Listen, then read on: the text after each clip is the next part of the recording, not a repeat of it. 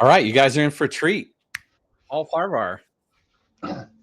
Stand-up comedian, and we got him 20 minutes after he woke up. Yeah, and stand-up guy too. Like we asked him all the tough questions, including the one at the end, and he is. It's pretty straightforward. Like he's really honest and he didn't hold back. Very forthright, funny, very entertaining too. I was having a good time. Yeah, it was nice, a very casual hang with someone who's truly devoted to stand-up comedy.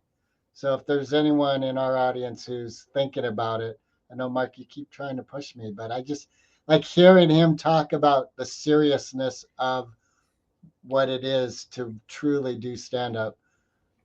I don't think I'm ready right now, but yeah, I think anyone who's interested would get some nice. Yeah, if you're interested, there's a lot of inspiration in this episode, and just getting to know a solid dude who's funny. It's a Yeah. great ride. So enjoy the ride. Subscribe, donate to Blast Compton Cowboys, and drink Adrenochrome Cola. It's refreshingly elite. Sis, hallo? Blijven. Bestuur zeker wegen them. Wil je iets niet, joh? Two outlaws on the lam, taking the back roads through America. You can't drink enough coffee for this show. And now it's time for Monday Madness with the Moped Outlaws, Greg and Mark. And we're live with another episode of the Moped Outlaws. And today, our guest is Paul Farahvar. Paul is a comedian, an attorney, and a podcast host, amongst other things, which we will discover today. Welcome, Paul. Thanks for having me, guys. Yeah. It's fun checking out your shows. What? Okay. Sorry. Thank you. Yeah. Hopefully you keep doing it. Keep watching everything and watching in the background of everything so the numbers go up. I just figure I get funnier with every show of yours I watch. Thank you. Yeah. Who's the woman comic behind you that's above Richard Pryor?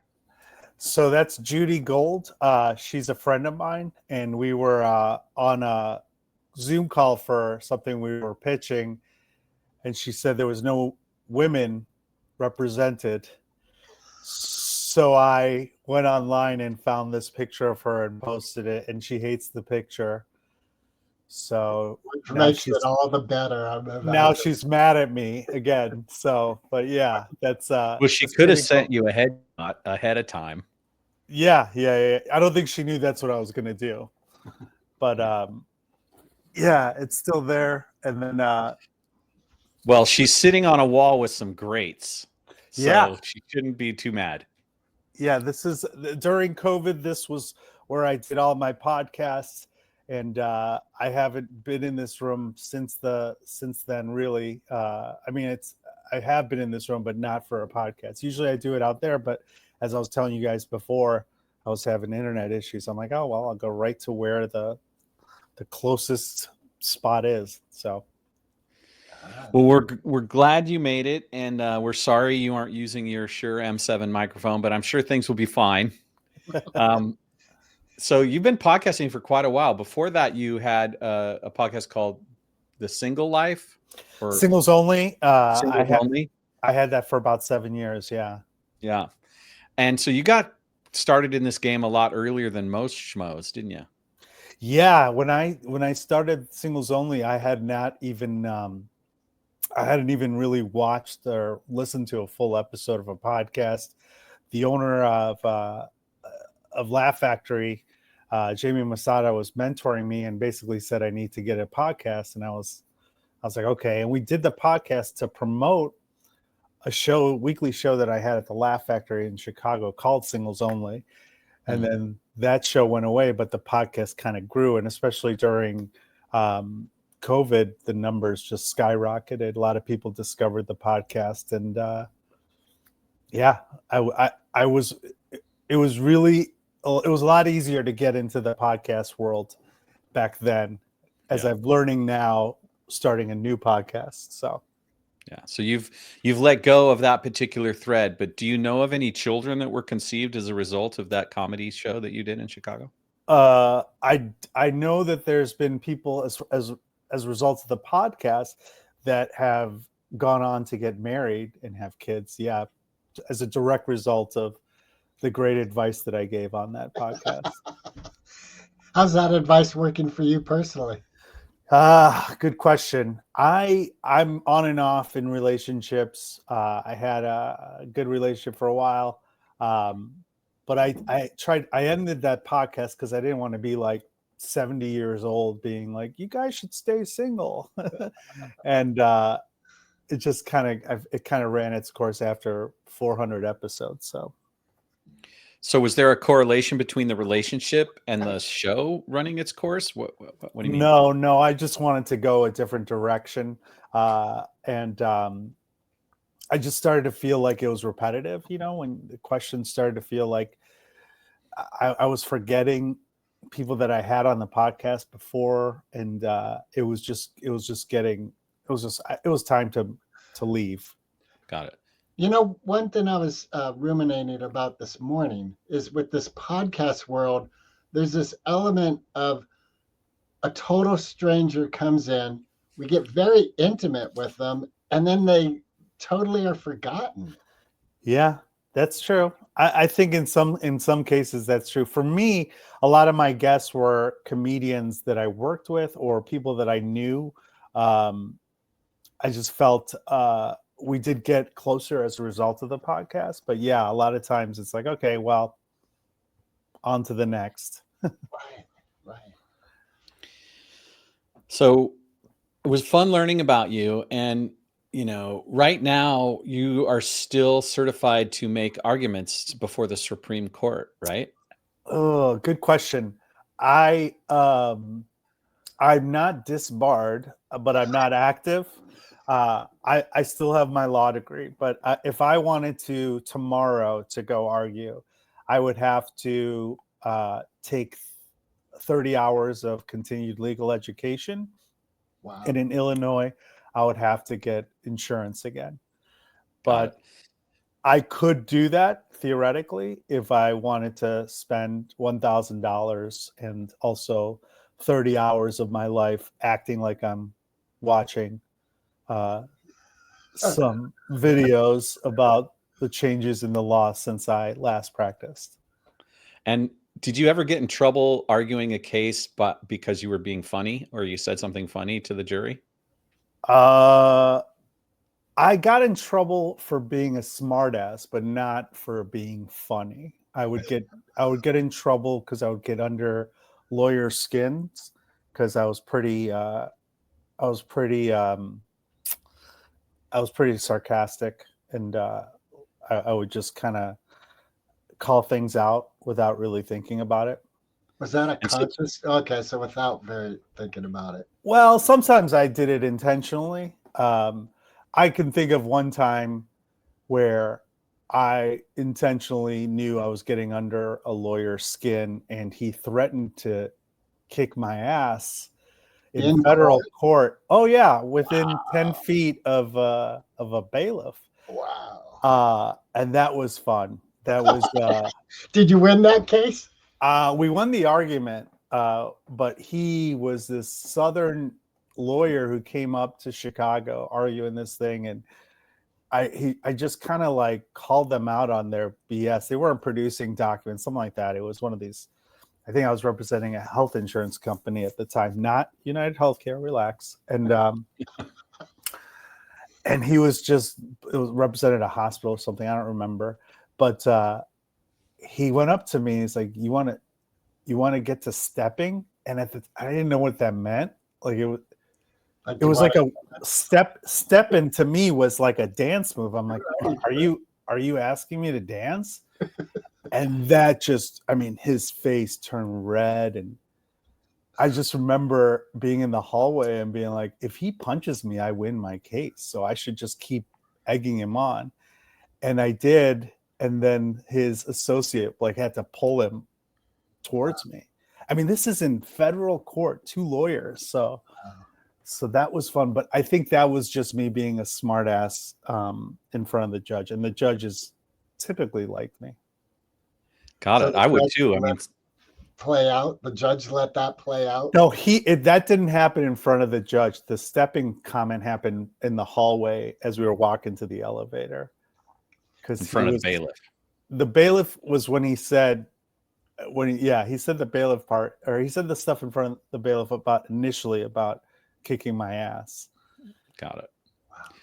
But yeah, that was a New Orleans comedian, and he had New Orleans lawyer, and he had a Southern name, and I remember doing a joke about it because I had been doing comedy at the time, and it was so unbelievable that it didn't work.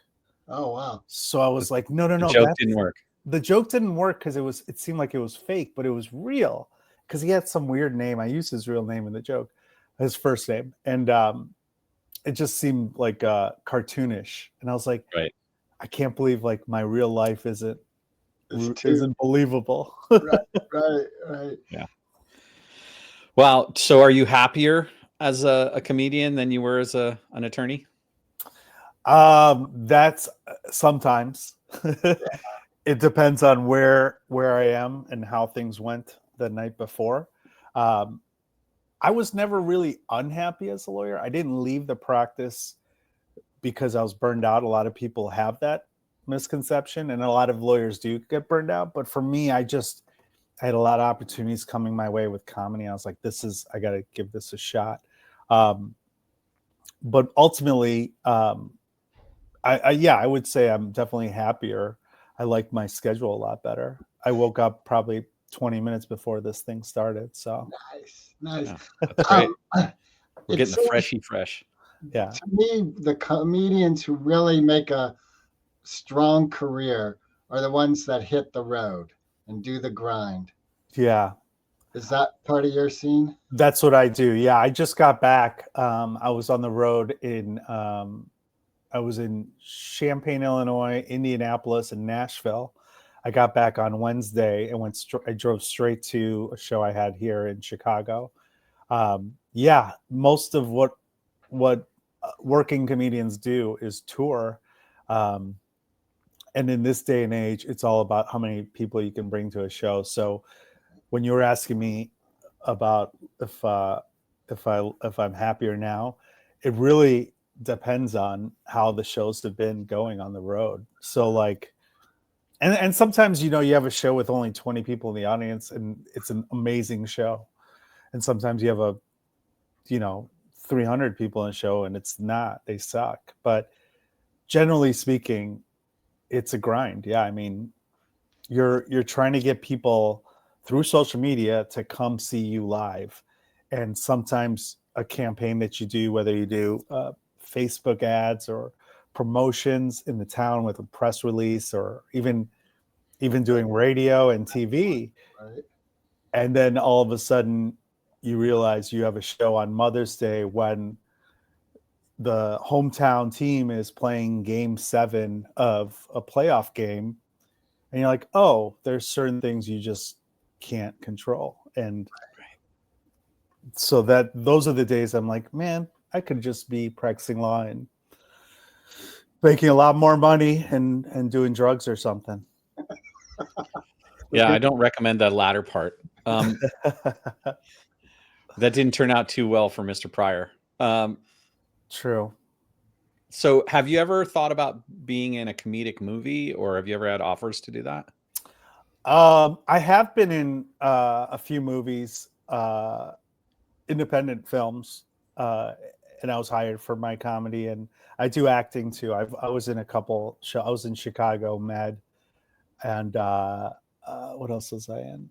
I'm the Rust-Oleum dad right now in the Rust-Oleum commercials. So those are fun. They give me some freedom to act and stuff. So yeah, I do a little of that. As far as mainstream stuff, yeah, I mean, I would love to do something like that. I as long as it's something that's a character close to who I am. Like I know that on Chicago PD, they film those here in Chicago. I've auditioned to be a lawyer about 7 times.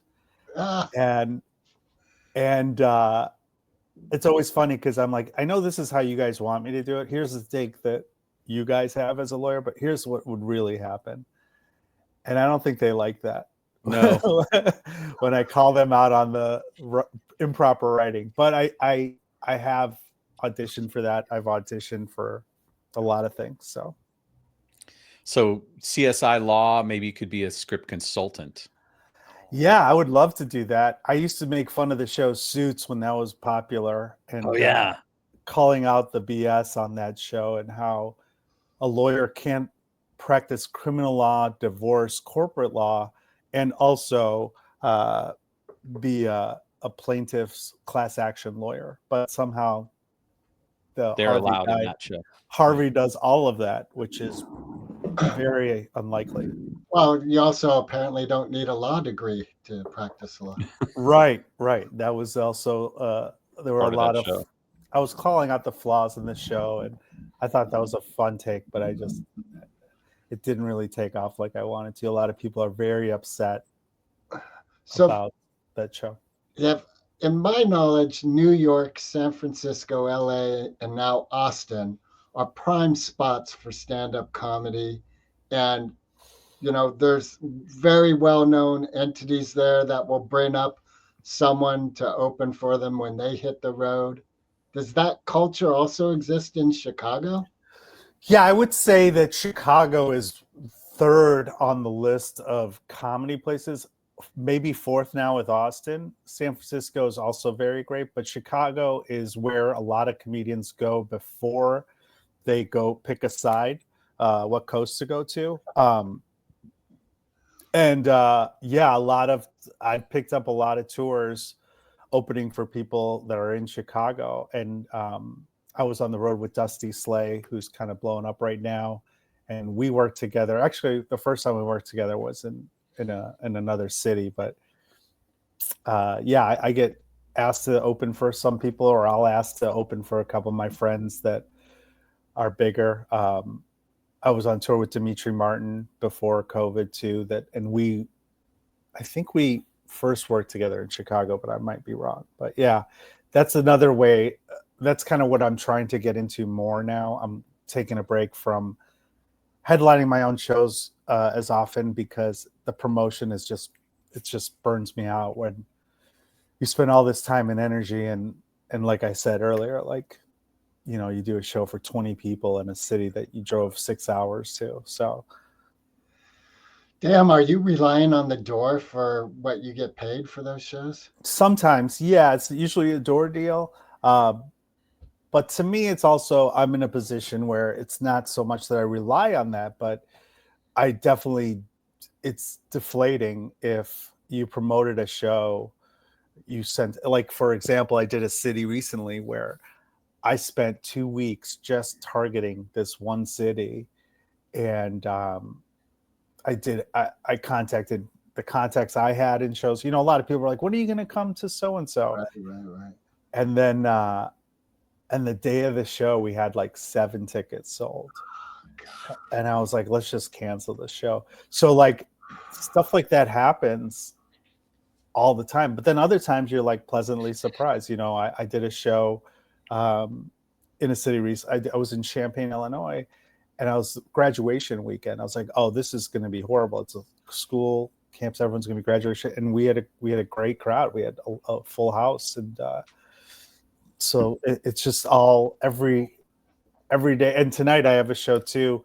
Yesterday, usually the city I perform in tonight, it's sold out by now. But as of yesterday, we only had a half sold out room. So we'll see, but I'm pretty confident we'll be okay. All right. And do you still use open mics to try out new stuff? I don't as often. No, I just do try new stuff in my real shows now. So if it doesn't work, I can call it out and say, okay, well, that didn't work. But I don't use open mics as much. I've maybe done one in the last 4 months, but in Chicago, you can get up every night and there's enough shows. I'm established here in Chicago where I can call someone and say, hey, can I come do 5 minutes on your show, and I'll try the new thing out during that set.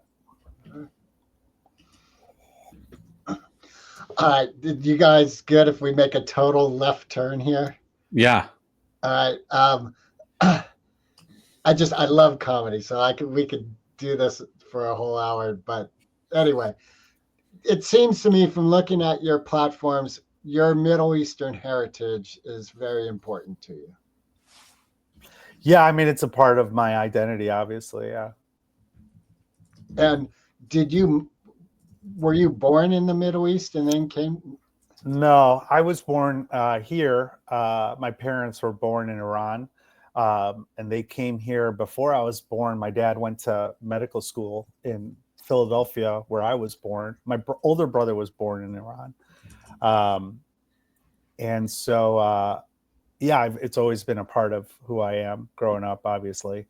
So I talk about it, and it's fun, especially when it's in the news. So what's some of the richness of Persian culture that would benefit everybody to kind of appropriate?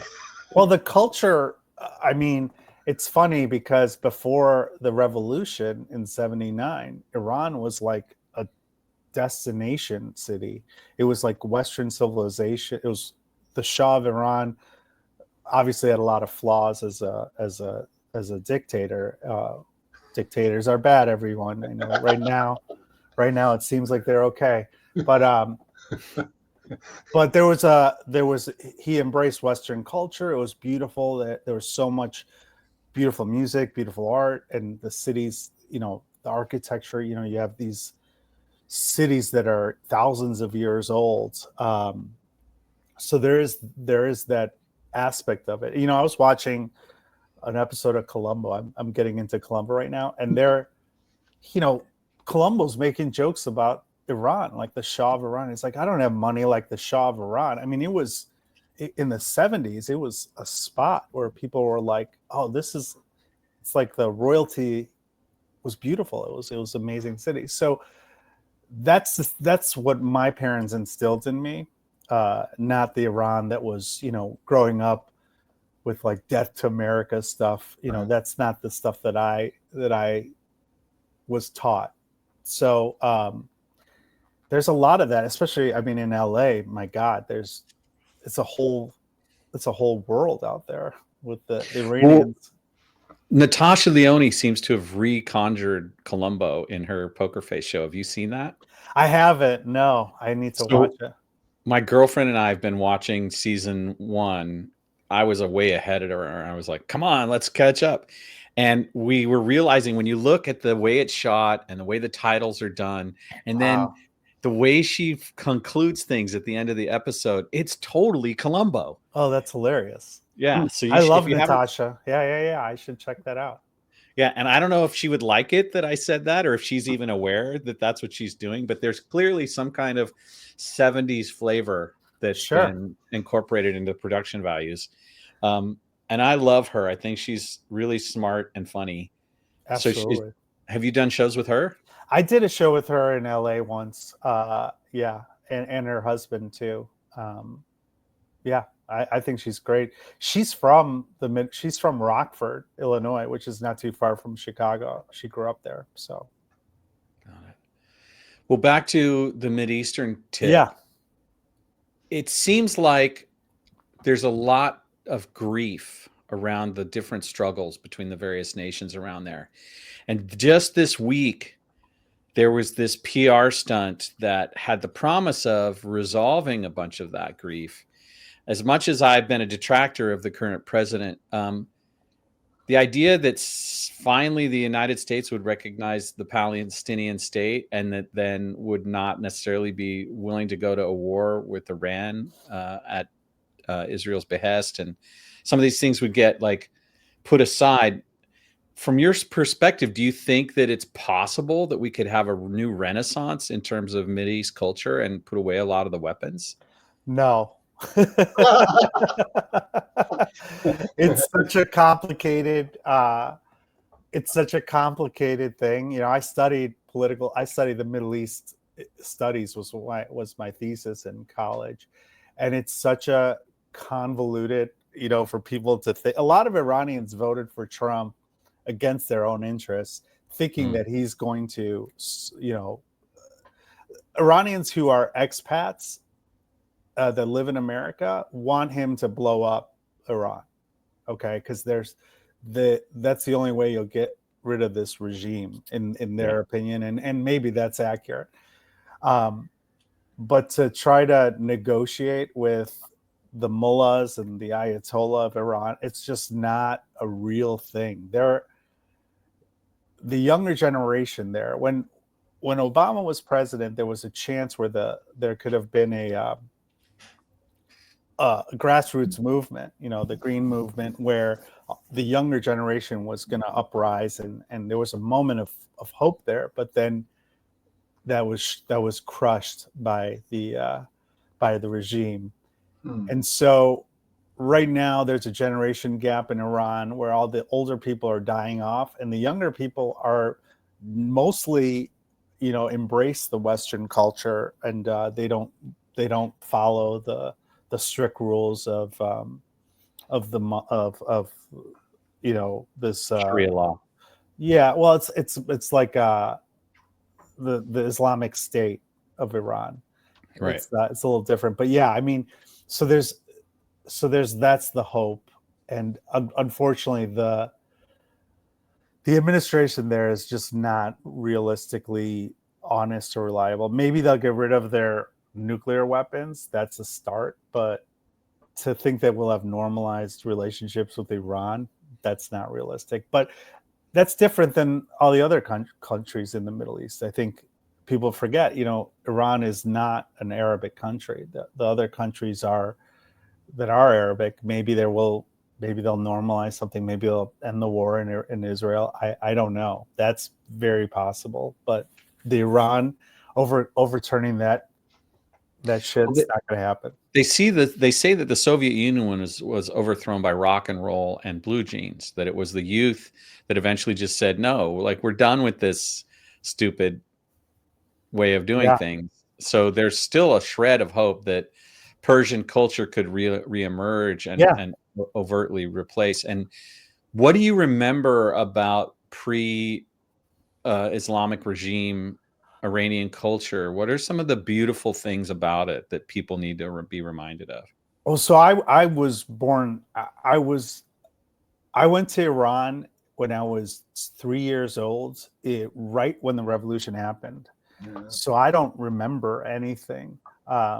But we were there. In fact, we were there when they closed the airport, and I missed the first week of school. I remember that as a kid, and but as far as what was communicated to me is, they have this rich culture of, well, first of all, the food is amazing, as you probably know if you ever eat any Persian food. But the culture of music, of all the art and all the architecture that I see, a lot of it was destroyed during the Iran-Iraq War. But I mean, there's beauty in all these different cities, and all the cities had, Tehran, Hamadan, all these places had different things that they were allegedly this great culture that they had. That was all kind of eliminated by Islamic beliefs. Could like underground comedy play to the youth audience there? Like if you did like a guerrilla comedy thing, I wouldn't take that chance, but they definitely do underground music. I mean, they definitely, like you said earlier about the Soviet Union, that stuff is already happening. They have parties underground in Iran, and drugs, a lot of drug use. Like they're having Molly parties and stuff like that. All these kids are like drinking and they're embracing the culture. And then even the Persian music is like, the modern music is like, it's like rock and roll, and they have rappers. Persian rappers are huge. Yeah. So it's all underground. I've seen some good documentaries about that.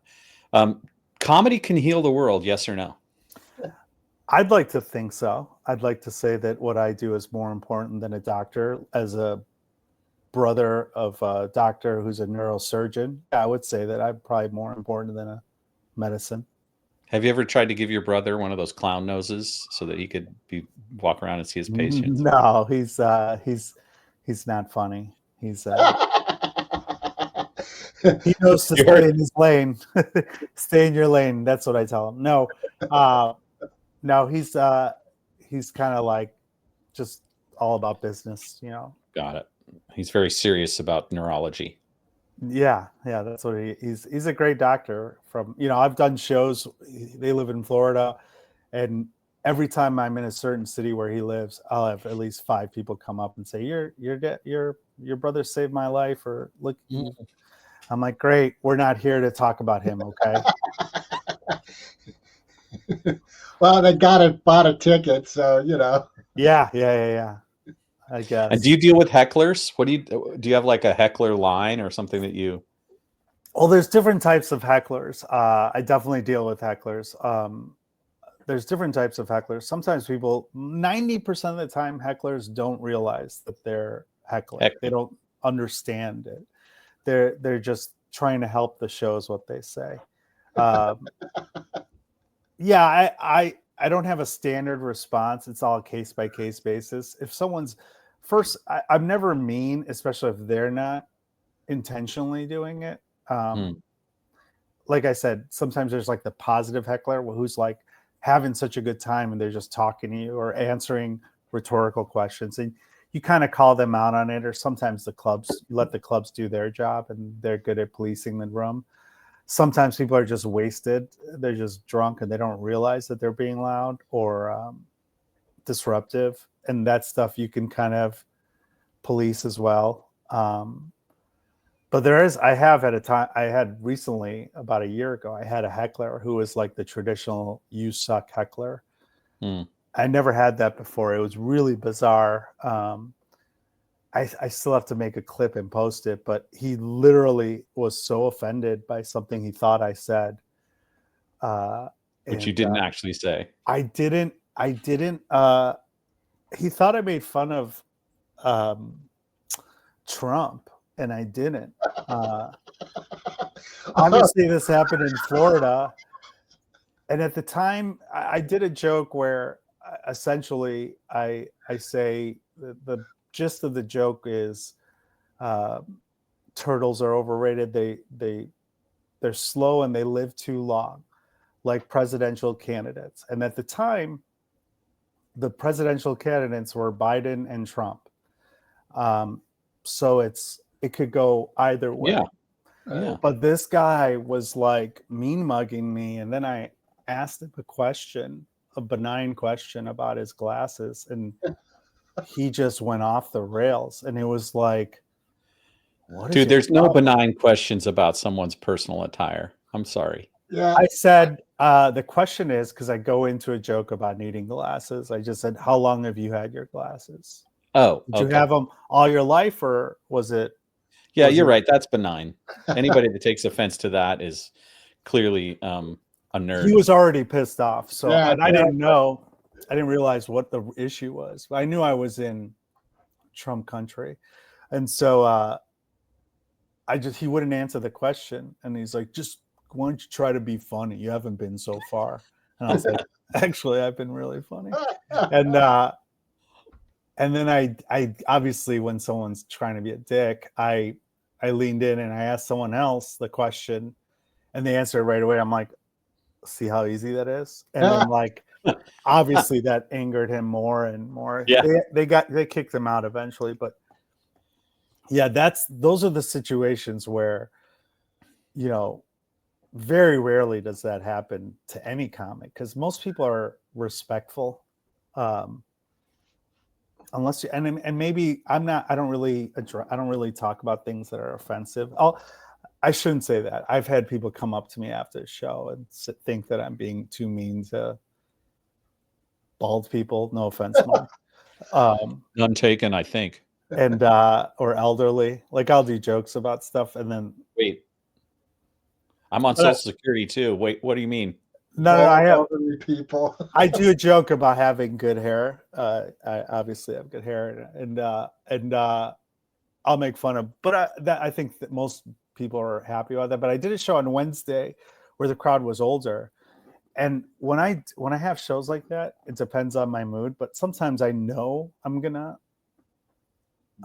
read the room as, okay, I'm just gonna lean into this. And the crowd was pretty old. They were average age was like 60s, 65.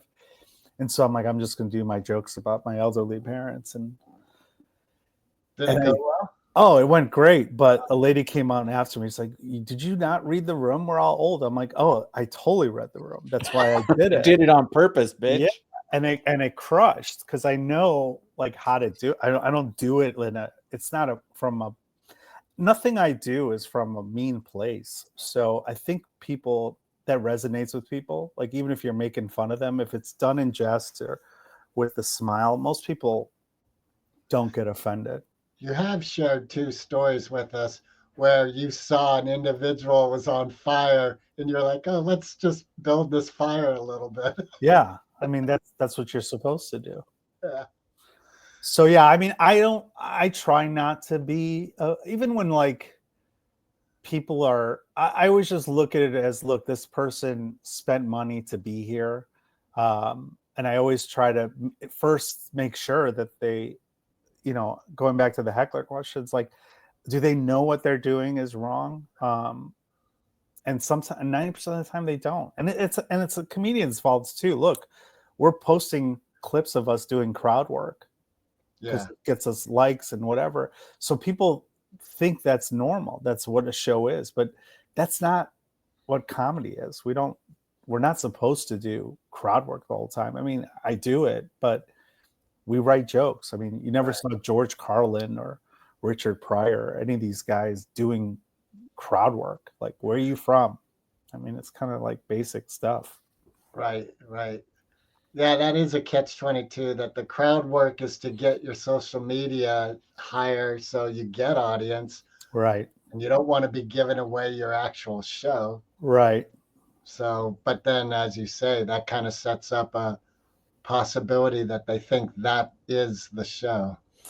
Yeah, and that's what anytime someone gets mad about a heckler, I'm like, this is your fault. Look what you're posting. Or all of us. I mean, it's myself too. I mean, half of my clips are crowd work clips. So I always look at it like that, like they don't know. And so I give them the benefit of the doubt. If they're still, after I talk to them, if they're still annoying, I'll be like, okay, shut up. And usually it works. I mean, it's fine. But like the one case with that guy was different. And, look, when you're doing certain material, that was a benign joke. But I do have jokes now that I know are gonna, I'm a little more edgier than I was a few years ago. I know it's gonna lead to something, and I'm ready for it. So nice. So a lot of the Richard Pryor era and a little bit beyond, the thing was comedy records back in those days. Mm-hmm. And as a musician, I've released a couple of records. I'm just an amateur. I have no penetration in the market or whatever, but I still do it because I think it's important. And I'm just wondering, what's your viewpoint on comedy recordings at this point? And, is that going to wreck your act because developing material is such a challenging thing sometimes? Or are they doing it? Do you sell records at your shows? Like, no, we do. Comedy specials are what they do now. I got into the game after CDs and all that stuff were over. Some comedians still have like discs that you can buy, but most of it's online now. And I think that putting out a comedy special at least every 2 years is reasonable, because you gotta write more jokes. I mean, part of what we do is writing new jokes. So I put out a special last April. And so this last year, I'm trying to come up with a new hour, and I try not to do the stuff from my last special, even though that special was a combination of like 5 years of work, so it's hard to not go to the hits, as I call them. yeah. But you got to write You got to write more often. I mean, some comedians are still going with their 1 hour act for 20 years. Right. And they're updating it. I don't think that model works anymore. And when Louis C.K. kind of was the thing, he was updating his every year. He was taking out 25% of his material and adding 25. Well, now so many comedians are prolific. They're putting out specials once a year. Gary Gulman's putting out a special almost every year.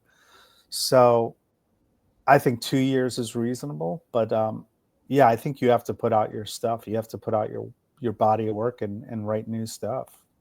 So what's that process like, and how do you know which streamer to get it? Is this something your agent does for you, or how do you get there?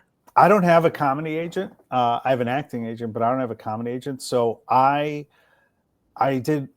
It's just word of mouth, and sometimes they'll contact you, different venues. Obviously, you want to get on Netflix, or Don't Tell Comedy is really big right now. But there's others. I did Dry Bar Comedy a few years back, which is a super squeaky clean family comedy hour. It wasn't an hour. It was just 30 minutes. But I reached out to them. People vouch for you. And I did that a few years ago in Utah. The one I did for Helium Comedy was also word of mouth. I was opening for a comedian, and he was recording his special, and they're like, why don't you record yours at the same time? So yeah, it's pretty much word of mouth. People always try to want to get on a streamer, and then if it does well on YouTube or whatever, then different companies will come in and buy it. Have you ever gone up to that big show in Montreal? Just for Laughs is the big one. I've auditioned for it, I think 10 times. Wow. I haven't gotten it. I didn't audition this year.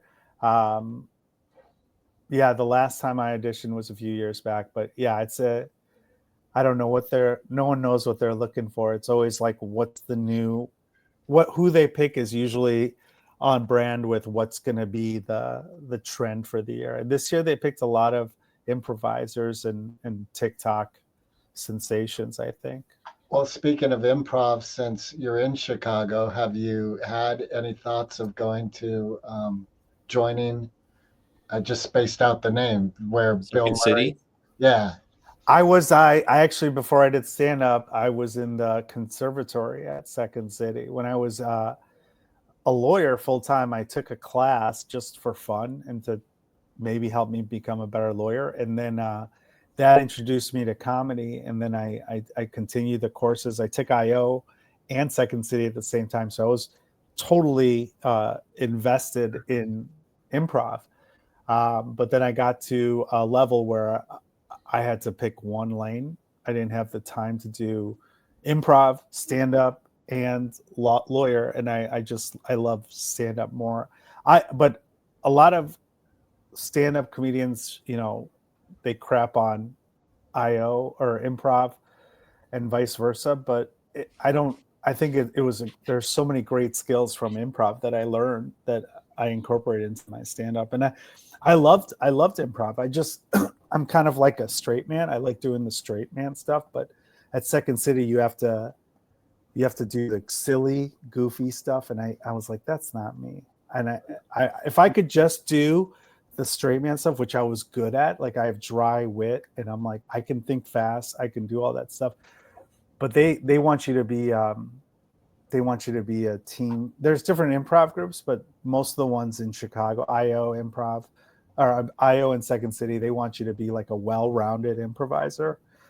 And I always sucked at the like silly stuff, like that's not me. I don't do voices or whatever. Big characters. Yeah, I mean, I wish I could do that. I wish I could do. Someone's teaching me his Trump impersonation because I have a joke. I was like, man, if I could do it, kind of, it would be fun, but it hurts my throat and my soul. Even worse. Yeah. There could be some humor in like attempting to do it and then like you said, you call it out. Okay, that's kind of hacky, but I do that. When I do this joke, I do his voice a little bit and people know I'm talking about him, but it's just not that good, and I've never really worked on it either. So it's not I'm kind of like a monologist, so I like to just stay in my lane. Hey, I don't know why. I don't know what a monologist is. What did you just say? Monologist is just someone who's like basically stands in front of you and does his jokes. Okay. You didn't say monologist? No, I didn't say moth. Okay. I've done a moth, but that was Well, that's what I was going to ask. Have you Yeah. thought of doing that kind of like true storytelling? Most of my, when I started comedy, I was a storyteller. So I would say like 90% of my jokes were stories, like 3 to 5 minute stories. And that's what I loved about comedy. Now I'm kind of leaning into like, I would say I'm like 50-50. But when I was doing that, I would always get asked to tell a certain story that I told on stage in that form. And then I would do a long form of, my first fight or whatever. So yeah, I've done that space, and it's really fun. I mean, they're so supportive of each other. Yeah. I don't think stand-up comedians are used to that. We're like we're so mean. So Yeah. And improv is like that too. They're so supportive of each other, where comedians are just staring at the other comedians. Yeah. One of my favorite podcasts is Bad Friends. And Yeah. it's just how Bobby and Andrew go at each other, I love that podcast. In fact, I like their room setup. And the new podcast I did I got inspired by their bright colors. Yeah. And so my new podcast is kind of like, I mean, it's nothing like their podcast, but the room space, when I was creating the room and working with people, I was like, I want something like that, like with bright colors. But I love both those guys. Andrew Santino's from Chicago too. He's a Naperville boy. Oh, wow. Yeah, I noticed when I was watching your most recent podcast that it's looking at all the decor. Your friend Paul commented on your diplomas and stuff, but I noticed a Fender Telecaster, and I was like, okay, Yeah. So are you into the blues? Do you play? So in a different life, I was a musician. I was a musician. Yeah, you've done some things. I was in 14 bands in Chicago. I was asked to leave 14 bands in Chicago. It's the joke I do. But I was a musician. I was in a lot of bands for my life, and then I managed bands for a while. I was a part-time lawyer for a few years, and I had a company where I managed bands, and I would play with the artists I manage to save them money. So like instead, like singer-songwriters that I work with, I'd play guitar or bass with them because they have to pay me as a manager. I'm like, I can't double dip, so let's save you of hiring a musician on these shows. And it was also a way for me to play live where they couldn't say no, really. Got it. And so couldn't afford to say no. But yeah, I used to play, and in fact, one of my bands is signed to a label 20 years after the album came out, She Shine Boy. And one of our songs, ironically enough, is on CSI Miami. So I get royalty checks for that. So you're a co-writer, author on that? I wrote all the stuff on that album. I was co-writer on all the songs on that album. And then me and the singer were in a few other bands afterwards. I miss it all the time. I'm trying to get my calluses back on my fingers, and on my to-do list every day is to play guitar. And so that's great. I don't do it. But it's on my list. It's on my list. Like I'll listen to a song if something inspires me. I'll go home.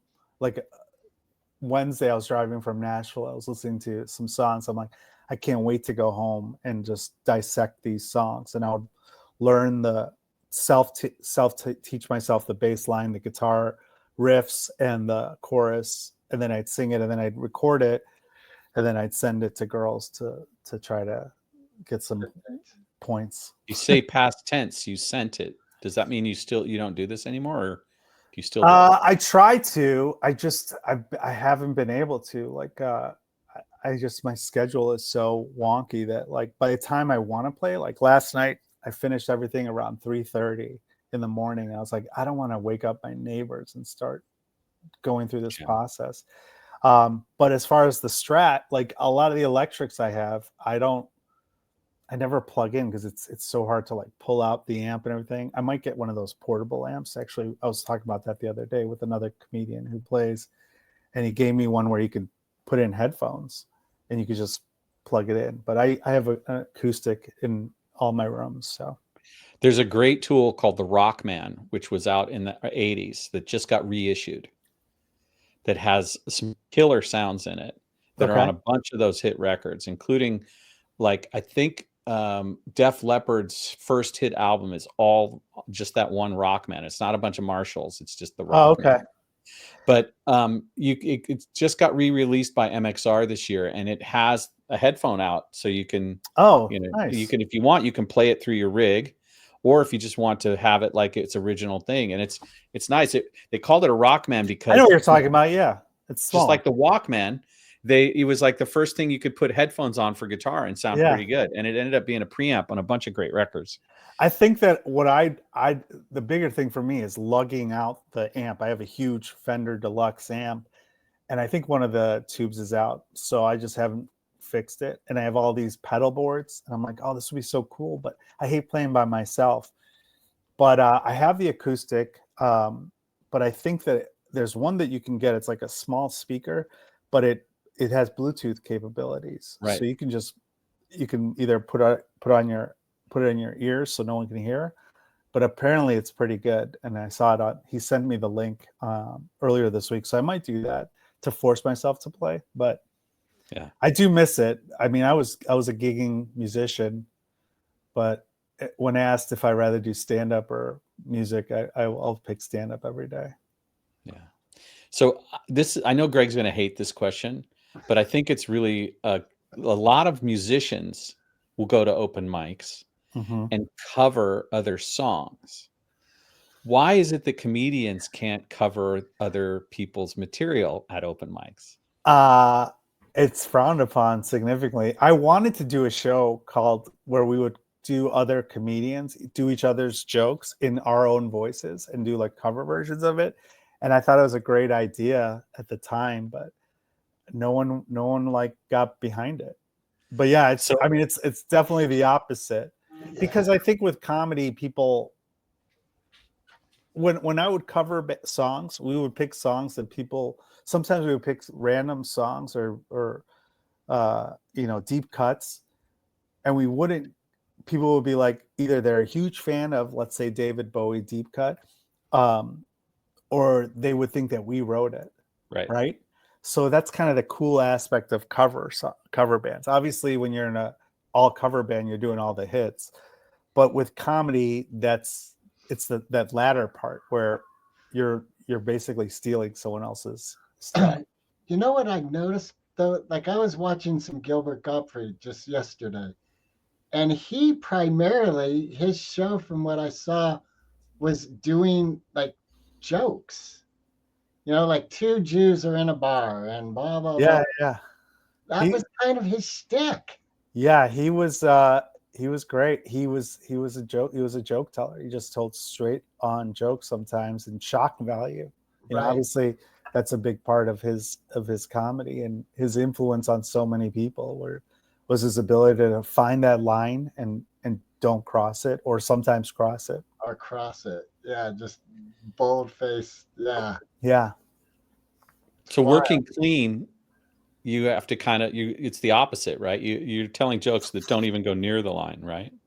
Yeah, when I have to work clean, it's the opposite. You come up with, when I had to record my Dry Bar special, you have to be squeaky clean, where you couldn't even say God or hell, because it's a religious thing. So I would come up with, like, it's kind of fun because you're trying to come up with new ways of saying things.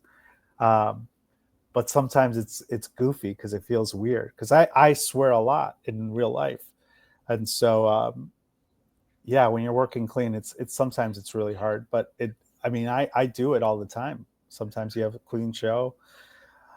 When I'm on the road with Dusty Slay, I have to be clean. I can't swear. And then that's coming up with like funny words instead of shit. You say like crappy or number two. It's kind of weird, but Well, do you People love like the that. discipline of that and like the discipline elements of stand up where Yeah. you may take your closer and open with it, forcing you to Right. No, I think that a lot of it is Gary Gulman said like it's kind of lazy to just say the F bombs, come up with a different thing. So there is that aspect of it. But I was doing a show on Monday. I was recording for Nate Bargatze's special. I'm doing his Nate Land Presents. He's doing a recording, and as I was doing a joke, as I'm in the middle of the joke, it's recording.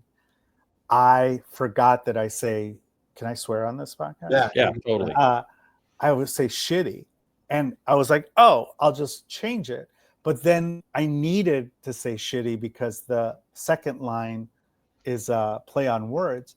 And I didn't say the word. And then I'm like, oh, now the second word, like, it's not going to work. So that whole beat, the whole beat is lost. And it's so funny that I forgot. Like, I could have just said crappy and it would have worked, but I took it out completely because I forgot. I didn't like plan ahead to I wasn't going to do that joke, but then I'm like, oh, this is why I wasn't going to do that joke, because I say shitty. right. So yeah, sometimes you got to think it out. But like for the most part, I try to stay pretty clean, and sometimes I do it intentionally. Like sometimes you need to have a clip. So if I'm recording a 20-minute clean clip, I'll just make sure I don't swear. And I don't talk about dirty. A lot of clean means a lot of things too. Like sometimes swearing isn't the issue; it's the content. Right. Yeah. Right. Like if you're telling a story about making love without condoms, it's not clean. But none of those words are dirty words, right? Yeah, like there's an old, I don't know if it's a true story, but like a comedian was supposed to be clean, but she was talking about cum and everything like that without saying the word. Oh wow. She's like, well, I was clean, I didn't swear. It's like, yeah, but your content was extremely dirty. Like just so sometimes people don't, when they say to be clean, I'm like, tell me what you mean. And I always like try to follow the rules. So what is the most challenging thing for the female partner of a comedian? Like you're single right now, and you know there's issues with having relationships. What do you think's the biggest hurdle for a great woman to be involved with a man like you? So many hurdles. So many hurdles. I don't even know where to start with that, but I will say the biggest things are availability. We have different schedules, you know. I'm a night owl, and I've leaned into it with my new podcast, Why Are You Awake? I kind of basically lean into that schedule because I get so much done between midnight and 4 a.m. where nobody's calling me. I'm just doing work. But that means I'm waking up at like 11:30. And if you're in a relationship with somebody that has a normal 9-to-5 job, you're never going to see them because we work from 7 to 10. And so people don't understand the grind of comedy. And when I date, I always make sure that whoever I'm dating, the biggest thing for me is they have their own stuff going on. They either, I for a while, I would only date women who had children because I didn't want to be the priority, because comedy is my child in a way, because I'm going to be nurturing that craft, and a relationship can't be a priority. So people don't understand that. There's so many things that go into comedy. It's like people think we're just working from 7 to 10, but that's not it at all. There's so much bullshit behind the scenes that we're doing, that we have to do. And I'm past the point where I had to like make FaceTime, but like when you're starting in comedy, you have to make FaceTime at show, you know, you have to be at clubs so the booker sees you. There's all kinds of stuff like that. So yeah, I mean, there's so many hurdles, and we're not funny. We're damaged goods. There's a reason why we need this attention. Like I've dated a lot of therapists because a lot of therapists are drawn to comedians, and because they see the damage and they want to fix it. So you need a lot of patience. You need a lot of you have to have a lot of stuff going on in your own life. And yeah, I don't know why anyone would date a comedian. Your mic's not going, Mark. While Mark's fixing that, are you of the mind that if you were healed as a human being, you wouldn't be able to do stand-up? That's a good question. A lot of people, that's an ongoing question with comedy, where they're saying you can't be happy to do comedy. Right. Like a lot of people who go sober were afraid to do that because they think it's going to screw up their comedy, or if they get into a relationship, it's going to screw up their comedy. I think there's some truth in that, but you obviously evolve as a comedian. So you have to just work with it. But I do think there is something in that. Your comedy obviously changes, but you also change. I can't be doing the jokes I did 10 years ago. It just doesn't make sense. And, comedy's changed since then too. You would hope that you're not saying stuff that you said 10 years ago. So my question earlier before my mic stopped working, I'm hoping you can hear me now. Yeah, all good. Yeah. Would you date a comedian? Would No. you create... No. Actually, that was such a strong no. the thesis of my podcast, Singles Only. The biggest takeaway from that was me telling comedians to stop fucking each other. It was basically saying, do not date another comedian, because it's just like working in the workplace. Like we don't have an HR. My podcast was the HR of the Singles Only of the comedy community, because I'd be like, these are the pitfalls. This is why people don't date at work, and that's what we're doing. But in addition to working, like let's say you work a normal job at a law firm, you're not supposed to date other lawyers or secretaries, whatever. In addition to the aspects of not shitting where you work, we're all damaged. We're all mentally, it's different. And then you add that to the level of you're competing for the same jobs, and now you're going to be okay with your girlfriend getting Jimmy Fallon's Tonight Show and you don't. No, there's nothing good could come about it. And guess what? Because of the toxic relationships or the toxic nature of comedians on their own, and then you combine it with somebody else's toxicity, and it doesn't work out, which 90% of the time it doesn't. How do you think that's going to go after when you're both doing shows together, or people are deciding to book you and like, hey, is it okay if I book Lisa on your show too? And you're like, oh yeah, that should be fine. Nope. No. So, and it sucks. You can date people that are comedy adjacent, but yeah, it's hard dating is hard for comedians because you got to find people that have the same schedules. I always tell comedians to date musicians because we have the same schedule. Right, I was just going to say. We understand the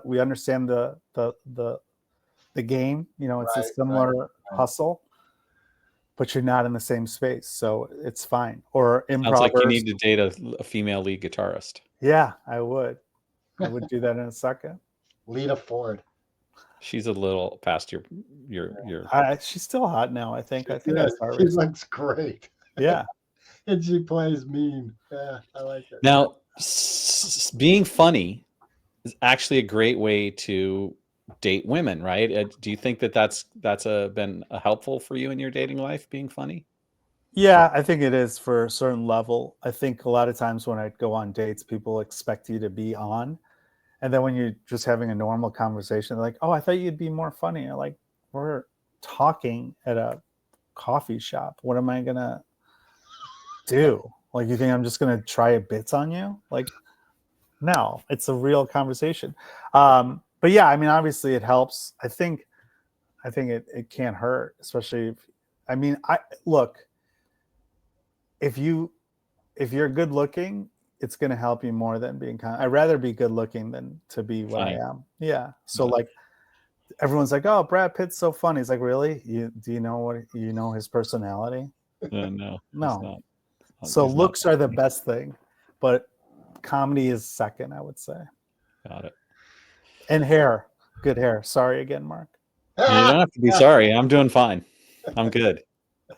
I'm projecting. I have to take Propecia, Rogaine, and biotin to make this charade. Oh well, you're doing great. Your pushers are doing Yeah. their best. It's going, but I'm pushing it. So tilt your head down. Let's see the bald spot. It's pretty much gone. Oh yeah. Oh, yeah. So he's not just a president; he's a client. Yeah. It works. Biotin, Rogaine, Propecia works. All that stuff works. So. And does that wreck your heart on? Oh yeah, 100%. Really? There's another downer for Davey. What do I need it for? I had a good run. I hope you're That's what they kidding. make dildos for. Yeah, I don't need it. It's actually good. I joke about it, but it's like, yeah, my dick used to run my life, and now I'm like, yeah, I'm just gonna go get a burrito. I don't have I to save go. a lot of money on DD medicine or whatever. they Yeah, call yeah, it. yeah. I just go home, eat a burrito. Just me and my burrito. That's all I need. And this I don't have guitar. to chase girls around, a small town in Wisconsin, acting like I'm interested in a conversation just to get laid. I just go eat a burrito. I'm like, I'm just gonna go watch some Columbo episodes. All right. Yeah, or in this case, Poker Face. Poker Face, yeah. Yeah. Well, what's your dream outcome? Like in the next 2 to 5 years, if something were to happen for you in your comedy or in your life, what would be the ultimate experience that you have yet to have? I would love to have a show where I'm some sort of interview show. I love talking to people, interviewing people, learning about people. I'm pitching different shows right now with different concepts like that. I would love to have something like that in the non-scripted world. And also I would love to keep doing stand-up. I would love to keep doing stand-up, but at a level where I don't have to worry about numbers, where I show up in a city, it's already full, and I could just work on writing and entertaining. That would be the ideal world. Are you interested in being like the middle person of a big name where the door isn't your concern, but you're still getting a nice check? So I am right now, the two things that I do is I headline, or I go on the road with someone as the middle, I guess, the feature. And so I don't mind that. If I could do that where I'm on enough tours right now with people that are larger than me, where I am the middle, and I love doing those shows. But the problem is after a long stint of that, where you're only doing 20 minutes, it's like, okay, now I kind of want to stretch. But I have a great balance right now, and I'm happy with that. Sweet. Awesome. I mean, obviously, I'd love to just be headlining, but if given the choice between doing like a theater of 1,200 people who don't know me, and I'm doing 20 minutes versus an hour for 30 people, like it's a no-brainer. In fact, right now I just got offered a gig to open for someone, but I'm headlining that night, and I've got to decide today whether to take that show. It's a theater show with 1,200 people, or I could just do the headline show, which is going to sell out of 100. So that's my struggle, guys. What should I do? My first thought is, can you get to both places? Is it physically possible? That was good question. It's not. It's too far away. I could ask them to push the show a little, but to push the headlining show, right? Yeah, I could push it a little bit, but it would be too risky. And if you don't want to be Mick Jagger and show up 2 hours late to your own show. Yeah, you can't do that. Like you already booked the headliner, right? I've already booked that show, and I've got to decide. I got to tell this guy if I'm gonna open for him or not. Man. But it's not. It's a great venue. I've done it a bunch of times, and it's not a full. If it was just me and him, it would be great. But I would just be one of two comedians that are opening. So my time would be probably 10, 15 minutes at most. If it was a 20-minute spot, I would definitely cancel. But now it's a little harder decision. Yeah. Isn't there something to the business of it all, though, of canceling something that's booked? That's true. That's a part of it, too. But the venue would be cool with it. but I don't want to. It would just be a pain in the ass for the people that, For your fans. yeah, the people that bought tickets. Yeah. But it's far enough away. It's like 3 or 4 weeks out. So I don't know. I don't know what I'm going to do. Well, good luck with that dilemma. Yeah, they told me Yeah, to tell them today. I haven't told them yet. So yeah. So today is young for those of us on the West Coast. Not so much for you in no, Chicago. it's not. Well, it is starting to when you feel go to like bed at 4 a.m. Right. Just call them at 2. You're awake. No, they need to know. I'm gonna talk to a few comedians and get some input. That's how I make decisions. I talk to other people and see what they think, and then I end up making the wrong decision. I've found that throwing dog teeth on the table, that's a good way to make a decision. A dog teeth? It's a little hard to get the teeth, but yeah. Well, yeah, you get bit a lot, but Okay. No, I never heard that. just throwing some chaos out there. Okay. Yeah. Greg doesn't like it when I say this, but he's actually a good comedian. Okay. And he's got a few bits, and he's occasionally wants to go back into the game. So I'm just going to be a bald-faced explorer. Paul, will you put him on the bill when you come to San Francisco next time? Yeah, if he's got a tight 5, I'm working on going back there. Actually, that's funny you say that. I'll make sure he gets his 5 tight. He's got some. Yeah. Where? When did you last do 5 minutes, Greg? See, I haven't been doing it for years, so Who were the people you went up with when you were? When I was doing it seriously, there's a gentleman. Oh God damn it, I'm gonna forget his name. But the Godfather, Tony. I was doing like the laundromat place a lot. It was a lot of open mics, but I was getting to a point where people were starting to ask me to do 5 or 10. Oh, nice. I would have something like up in Sonoma or down in the South Bay. Sure. And then I got divorced and went into a real dark space. I just wasn't feeling funny. That's when you're supposed to do comedy. Yeah, I was not in a good place. Isn't Jake Johansson started out there, right? Yeah, well, now if you go back to when I was 20 and I first started trying it at the Holy City Zoo, Cho, what's her name?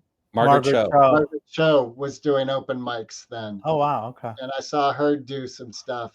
And then again. And he thought, I can do this. Yeah. I love the scene there. I love San Francisco is one of my favorite. I love clubs. I love going to places where they have smart crowds.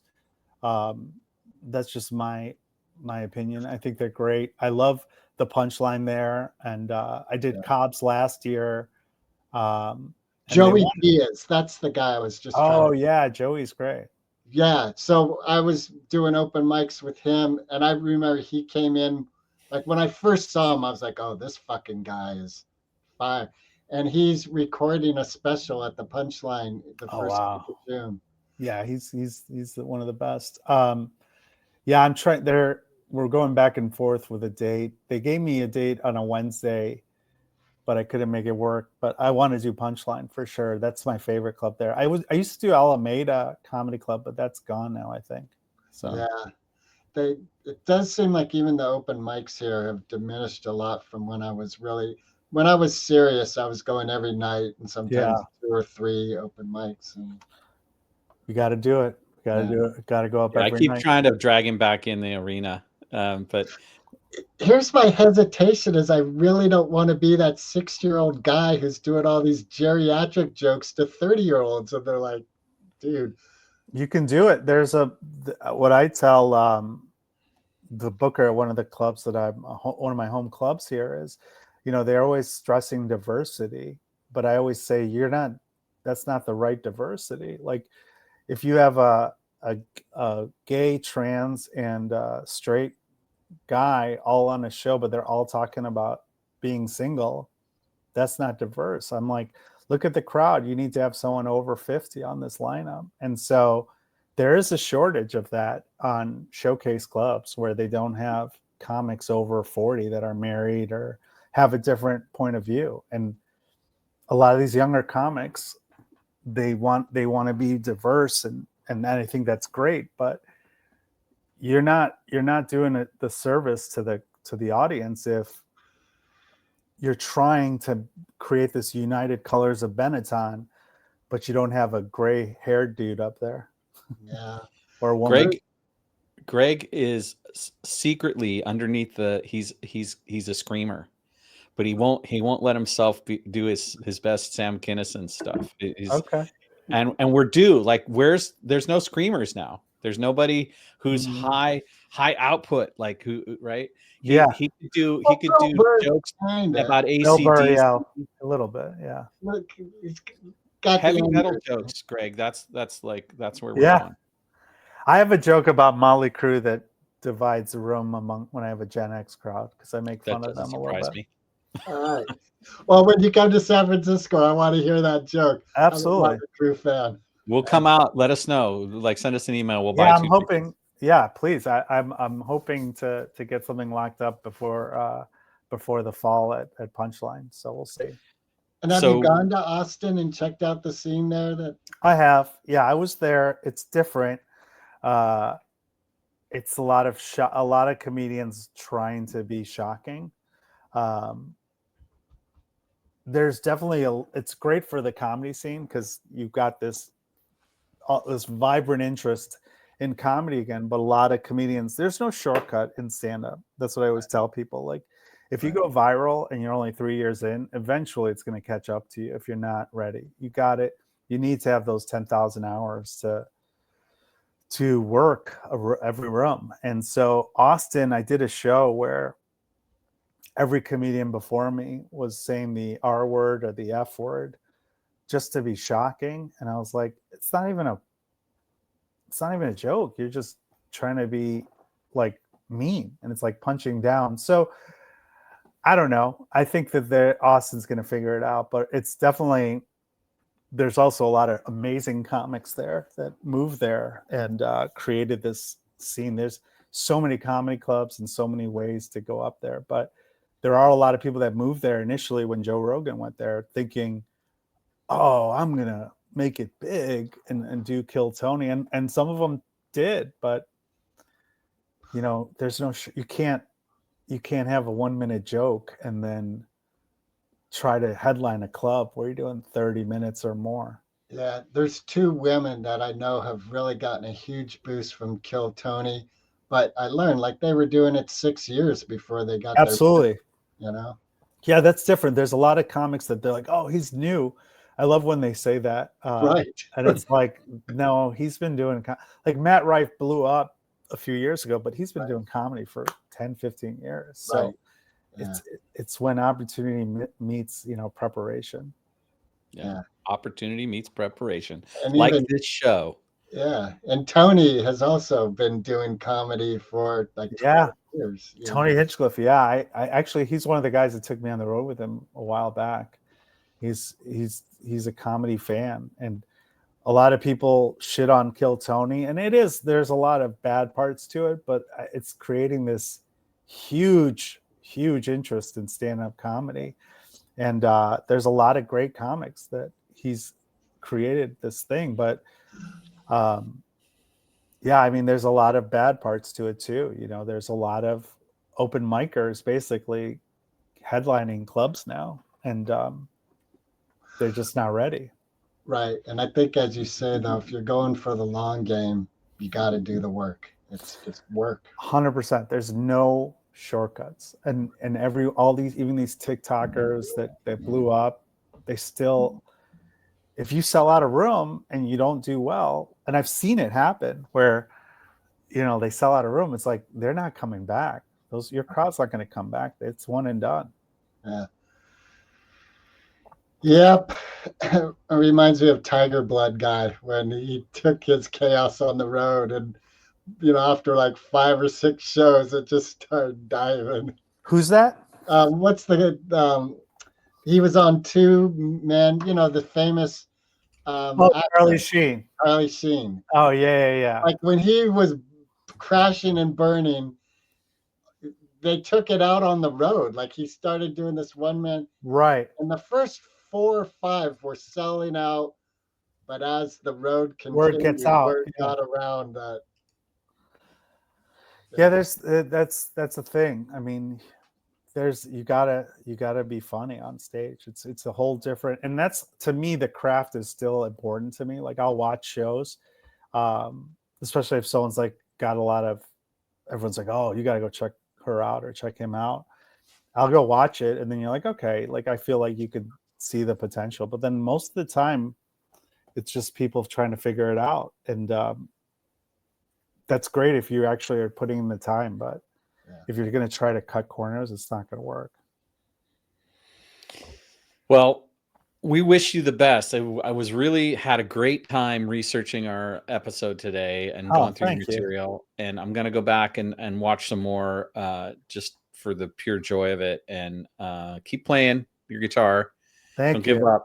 And we traditionally have one final question that we ask our guests. And we ask every guest this question, and it can be a little bit divisive and a little bit hard to take, which is why we save it to last. But before we go there, how can people find you? My Instagram is Paul Farahvar. If you put Paul F-A-R, it pops up if you can't spell it. I have a website for my upcoming dates, which is Paul F Comedy. I have a special on YouTube. If you Google Middle Eastern, Middle Western, it's on Helium. If you want to see my full show, that's the best place. And then I have a podcast called Why Are You Awake, which is on my YouTube channel, Paul F Comedy. All right. Thank you. All right, so here it is. Foo Fighters or Eminem? Oh, man. I was expecting something way harder than that. Oh, you think it's easy. I will have to say Foo Fighters. All right.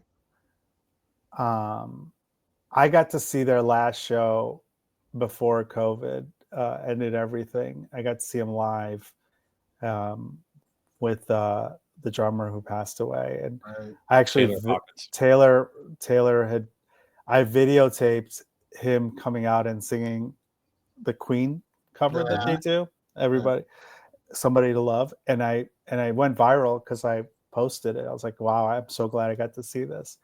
So I would say Foo Fighters, but I'm not a huge Foo Fighters fan, but I really like Eminem's speaking to power right now. I like that he's like one of the few people who's got the balls to call out our president. All right. Well, thanks for coming on the show, Paul. Yeah. Great to meet you, and thanks, can't wait Mark. to Thanks, see Greg. you when you're in SF. I appreciate the time. Thank you guys so much. That was fun. All right, cool. Have a great rest of your day. Good luck with that decision. All right. Thank you. I'll appreciate it. Recording stopped.